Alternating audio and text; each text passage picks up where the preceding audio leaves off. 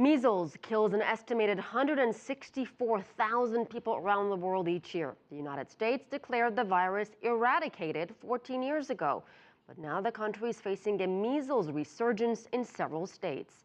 CCTV's Karina takes a look at this troubling trend. This neighborhood in northern Manhattan is where New York City's most recent measles outbreak originated. To date, more than 24 people in the city have contracted the virus this year. In California, 49 cases have been confirmed in the state since January. Other recent outbreaks have been reported in Oregon, Texas, and Hawaii. There's no reason why in a country like the United States or Europe, anyone should die of measles or anyone should even have it, because it can be prevented by immunization. According to the Centers for Disease Control and Prevention, 90.8% of children between the ages of 19 to 35 months were immunized against measles in the U.S. in 2012.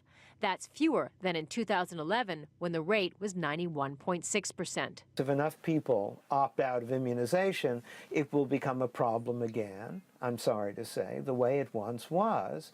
Some parents choose not to immunize their children for religious reasons, others because they fear a link to autism. It's a belief that has been pushed forward by television personality Jenny McCarthy, whose son is autistic. But the theory really gained traction after a 1998 report in medical journal The Lancet that purported to find a link.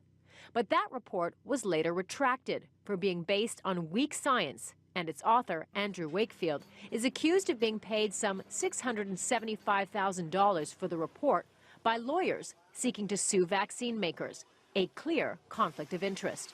No other studies have found a link between vaccination and autism.